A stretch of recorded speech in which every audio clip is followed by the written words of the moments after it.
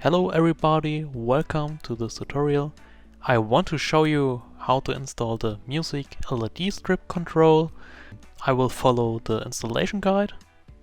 You can find it linked in the video description. Let's go.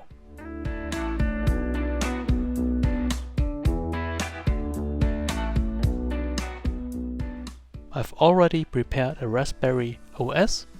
I set a new password, a host name and SSH. You can do this with sudo raspi-config. Under system options you can find the password, the host name, and on point 3 interface options you can find the SSH. Let's take a look inside the installation guide. We can see the Raspberry Pi and the ESP, the client. So the Raspberry Pi is a server. It will host the program and do the processing of the music. You will need a USB sound card, a USB microphone. You can connect the LED strip directly to the Raspberry Pi. For the LED strip you will need a power supply. The ground will be shared between the LED strip, the power supply and the Raspberry Pi to get a good signal. The client, the ESP, will be connected with the Raspberry Pi via Wi-Fi. The client can drive a LED strip too. It will power it with a power supply too, and yes. This video will be separated in different chapters. You can jump directly to the part you want. And now we install the server on the Raspberry Pi. So we will update the package list with this command. You can copy a command and paste it into PuTTY with right click, so copy here and right click here. We want to get sure that all packages are up to date. Now we start with, or we continue with the audio driver. We install this package. We enter Y.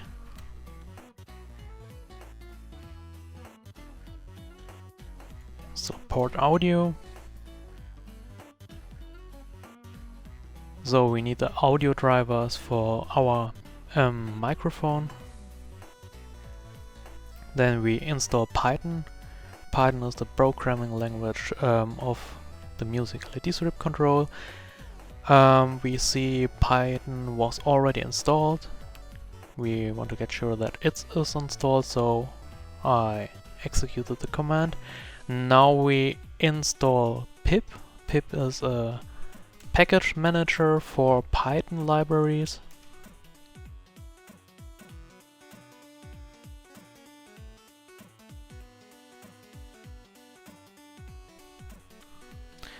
So now we upgrade pip to the newest version.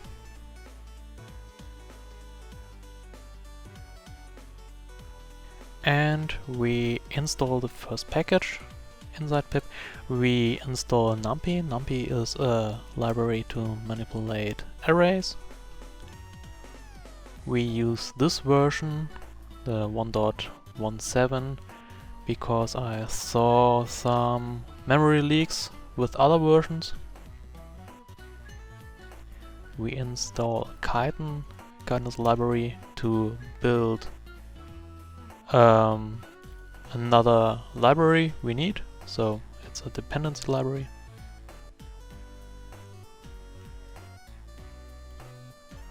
Now Scripty.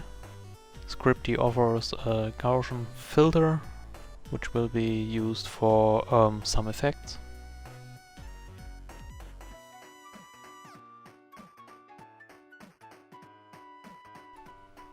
So Flask is the library for the web interface, the web server.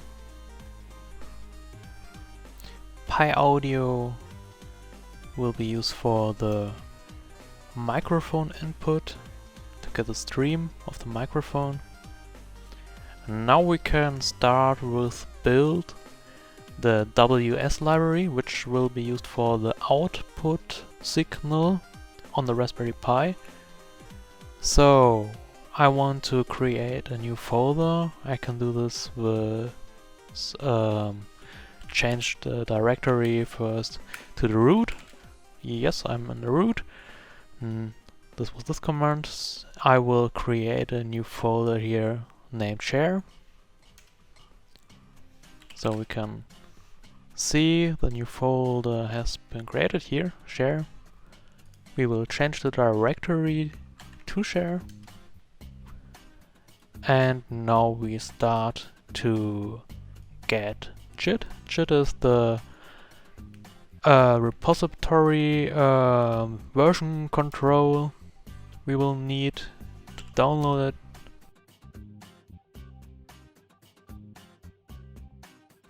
So we install some dependencies which will be used for the library, for the WS library.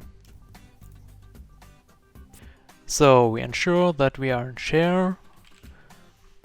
Yes, we are in share. The name is in front of the host name. Now we can clone the repository of the library. Done. A new folder should be created, so this folder, we can change the directory to this folder. And we can start with building the library.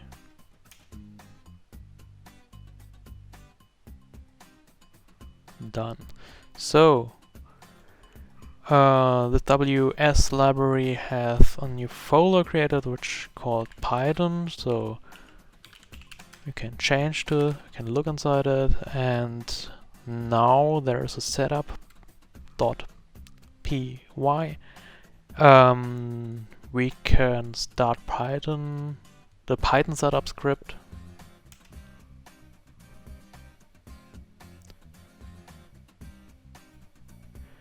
So, next step, we wanna set up our microphone. So I've already plugged in my USB mic into the Raspberry Pi. I will create this file with sudo nano and the asound.conf. So it's empty.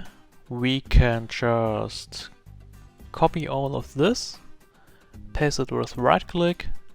We can save the file now with Ctrl X. Yes, we want to change the modifiers, so we press Y. And yes, the name of the file is right too, so we press enter. So we created a new file with this config inside. Now we want to edit one file. This file here, this config.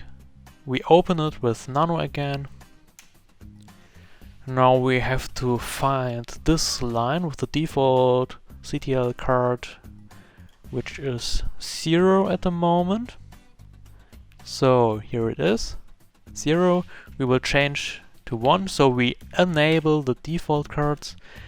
I saw some error messages that can be hidden or can be changed with the next setting. So we look this part of config inside the file and change it to this. So we will disable some of the defaults we do not need. So here we go. This is the part, the PCM part interface, and we will comment out the following lines. So it should look like this here. Yes, I think everything is right. So we can save the file with Ctrl X, confirm it with Y and press enter to save it. So now we can reboot the Raspberry Pi. We will be right back again. So now we are back from the reboot. I've already logged in. So we will install the MLSC now. So we have to move to the share folder with share. We can look inside it. Yes, this is the library we installed before. Now we clone the repository of the program here. So this will create a new folder and download all the files that are in the repository here. So we can see inside the folder, and here is the new folder, music LED strip control. Now we can configure the music LED strip control. We change the directory to this folder here. So we change it to music LED strip control, go into the server folder, and now we can start the program with this command here. So we start Python with the following file, with the main file, which is located inside this folder here. We'll start it, and we can see the error here, like in the screenshot here, right? So we have to go into the Raspberry Pi web interface, to the interface of the program. I've already typed it in. So you have to set the host name of your Raspberry Pi in the browser, and now you're connected to your web interface. Easy go. We will go to the general settings, and now we have to look inside the console again. We have to find the right microphone we want to use. So here's a list with the microphones that are available. So the one with the ID 1 is my USB microphone. The second one is the default, which we configured in the step before. So we want to use the default one, so with the ID 2 and the sample rate of this here.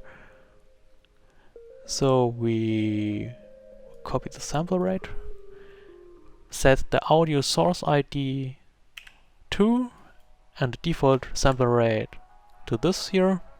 This can be different with your setup, so search for the default microphone and set the ID and the sample rate of your setup. So we save this configs. Now we see here it will use 2 for the default.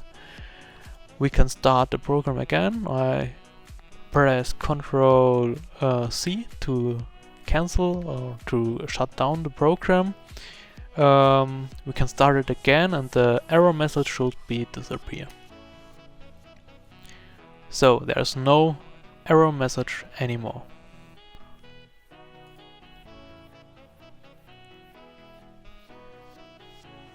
So we saved it. Now we are we want to add the program to the auto start. We can do this by creating a new script.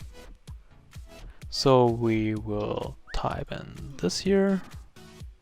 Oh yes, we can shut down the program again with Ctrl C here to use the same console terminal.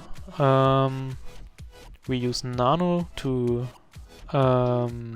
create a new file. we will copy all of the script here. This could be changed in the future, so please look inside the installation guide. Maybe there will be a more advanced one soon. We paste it here, we press Ctrl X to save it. So yes, we want to save the buffer with Y, and yes, we want to write this file and press enter. Now we have to change the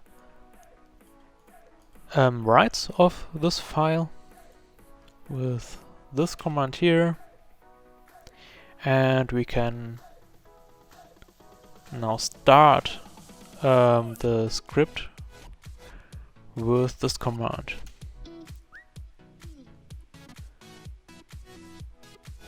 So the server should run.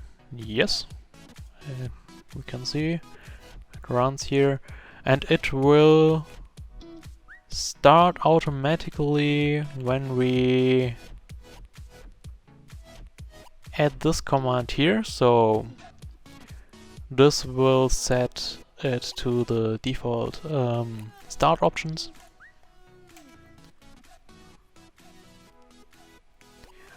If you want to remove it, you can execute this command here. So now we installed our server. We can start to install the clients or the outputs. This is my Raspberry Pi setup. You can see the power supply, which supplies the power for the LED strip. The LED strip here is a WS2815. Maybe we take a look on the wiring. So the cables in green are the data signals. This LED strip has a backup pin, so there are two separated data connections. Both data cables going into the potentiometer here. The output of the potentiometer will go directly into the Raspberry Pi to the GPIO pin 18. The white cable here is the ground connection from the LED strip. It goes to the ground connection of the Raspberry Pi. It's bridged on the LED strip here. So this white cable is directly connected to the power supply and to the LED strip. The two wires here are only for the fan, so this depends on your setup. In my case, I just connected the fan here. After wiring, we can go back to the installation guide. So this text will describe all what I've already said. Here's the pinout for you for more details. So this two wires, in my case the green wire is this data pin and the white wire was this ground pin. So if the program is running, let's see if the web interface is no. We can start with the manual command, for example, with sudo python 3 main.py.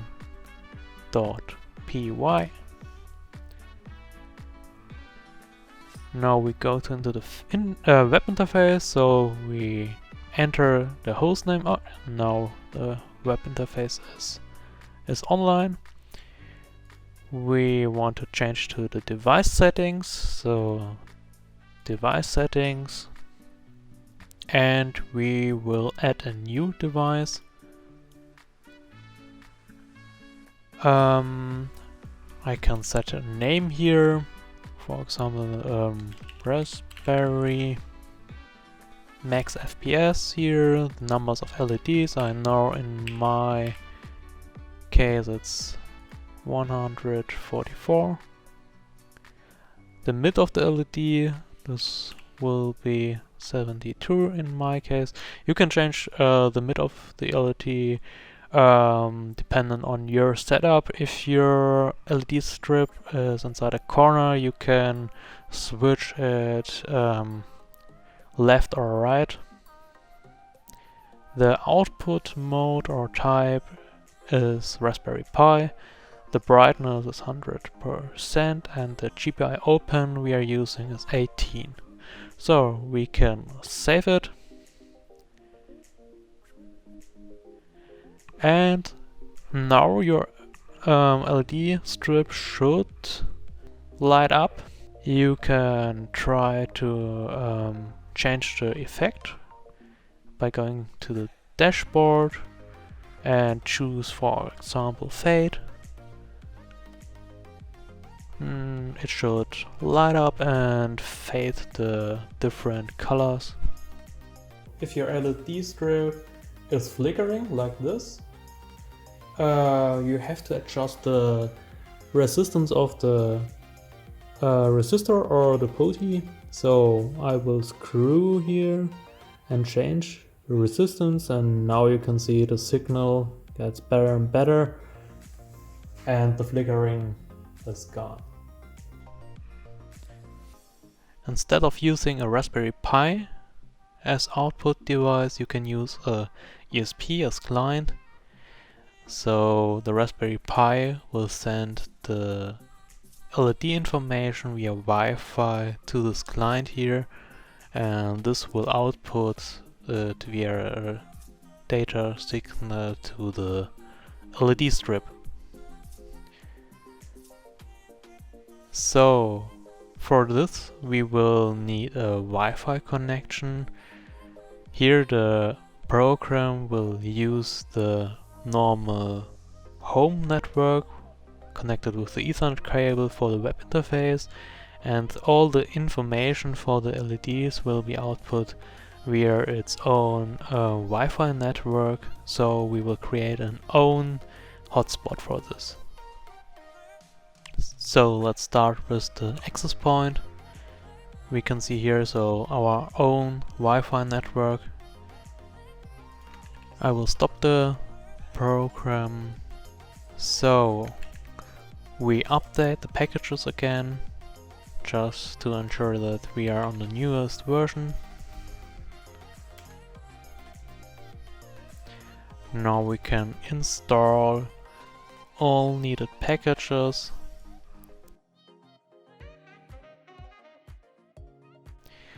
Now we will change the DHCP settings.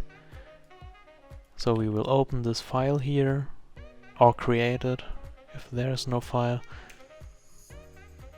And we will parse this content here at the end.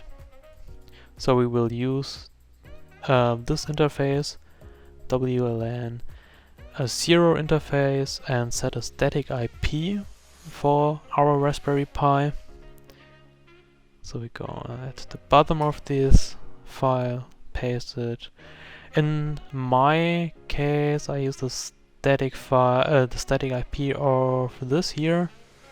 You can use yours if you want to set up another IP. So it's your option which IP you want to set here.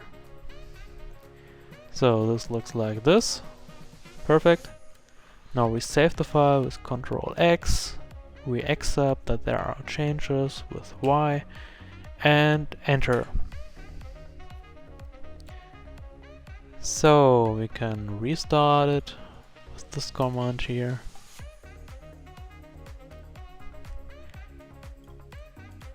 Now we can see if the Wi-Fi is enabled, or we can find the Wi-Fi here. Yes, we can find. I have a second Wi-Fi dongle there because the Raspberry Pi internal Wi-Fi can only handle 8 clients at the max. So if you want to use more than 8 clients, this only counts for the Raspberry Pi 4. The Raspberry Pi 3 can do more than 8 clients, I think 32. So in my case I need more than 8 clients because I'm using the Raspberry Pi 4, so I need a Wi-Fi dongle. This is this here.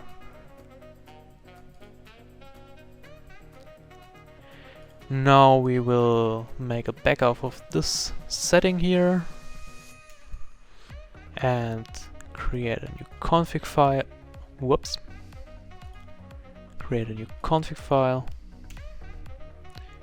And we will paste all of this information inside it.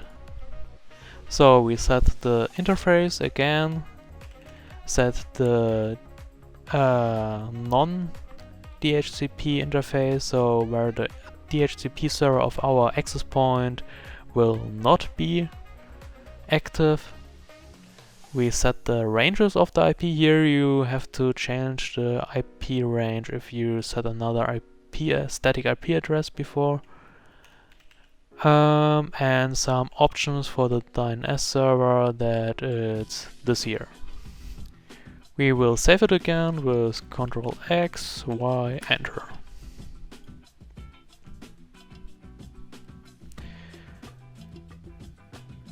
So now we can check if the IP address was set correctly. Syntax OK, perfect. We can restart the dynamic name server and see the status here. So it's running, perfect. We can exit this window here with Ctrl C, for example. Now we enable dynamic name server to start with the system. So the next step is to set up the access point. We configure or we create this file and paste all of these configs inside it. So I will go through all options here. So the interface, again, for me it's this here. This is the SSID of the Wi-Fi network, so you can change it to whatever you want. This is the channel of the Wi-Fi. If there are many Wi-Fi networks near to you, sometimes one channel gets blocked or is overloaded, so you can switch it here. The mode of the Wi-Fi, some additional settings for the standard. The country code, you can enter your country code you want to. Here's some encryption things, so we want to encrypt, and the password, so this is important. Set your password here. Change it. We save all of this with Ctrl X, Y and Enter. Now we have to change the rights of this file here. And we will start the access point.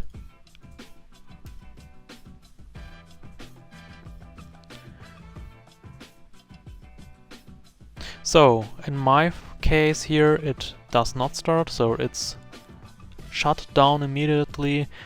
That's because it gets blocked. We can unblock it with this command here, and we can start it again. Now it should work. So yes, here we go, it works.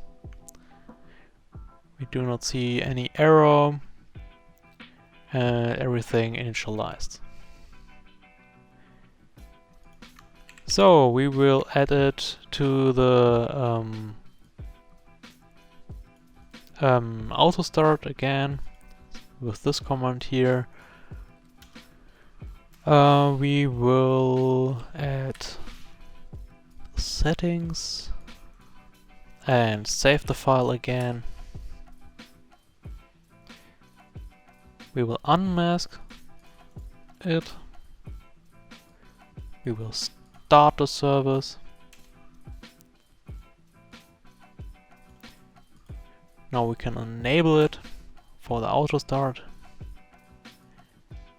And we look inside the status again. So it's active, it's running, it started, no error. Perfect. After setting up the Wi-Fi access point, now we can modify the autorun script. So we will start with nano and edit this file here. We have to add a line between this change directory and the Python run command.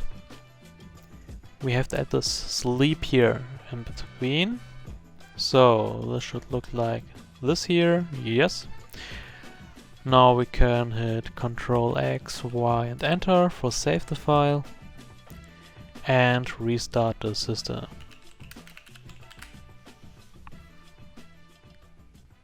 For the ESP, we have to flash the firmware.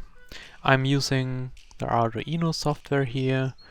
I pre-configured it with this board manager, so you can add this link here to add the ESP board inside files and preferences.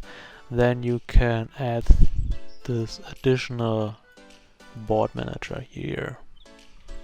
Now we want to install the boards. We go into the board manager, search for ESP, and we search for this here, the community ESP, install it. Then we want to add some libraries. Go to the libraries here. We need the Wi-Fi library here, so enter Wi-Fi. I've already installed it, so I can filter. Here we go, this is the one you need, and we want this NeoPixel bus.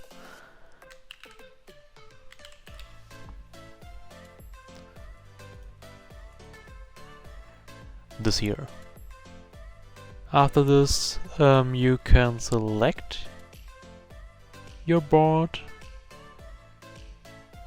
I've already done this here with the built-in LED, and this all setting depends on your ESP controller, so please look inside the datasheet of your ESP microcontroller.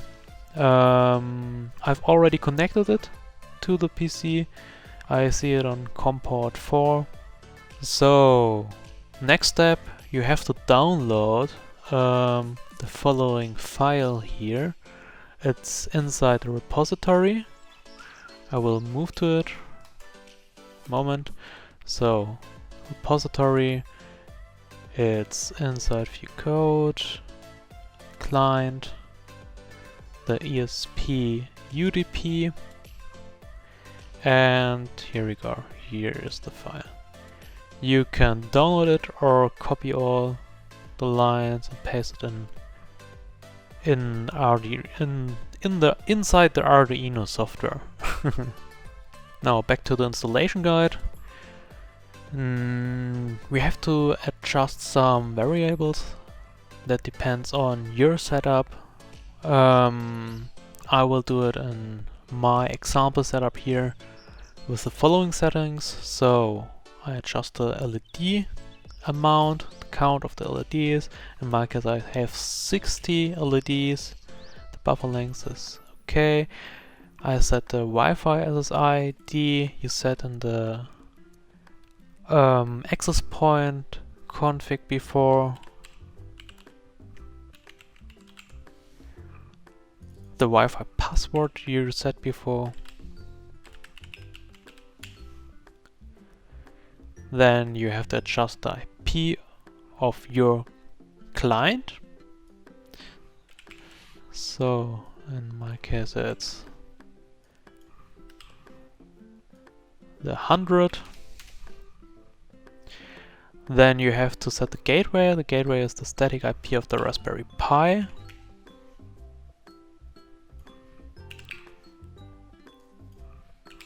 I used 1, and the subnet was defined with the static IP and here we go. In my case it's this here. Now we can build it and flash it onto the ESP. You should see a flashing light on the ESP if it starts to write it into the flash. So at the moment it's compiling.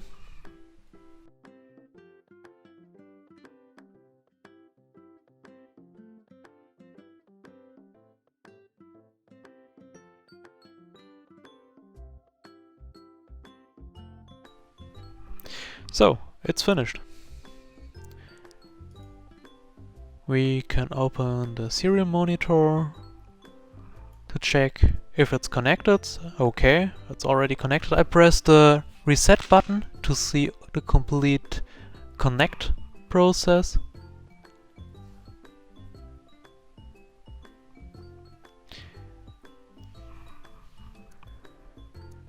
So here we go. We are connected to our Wi-Fi network here.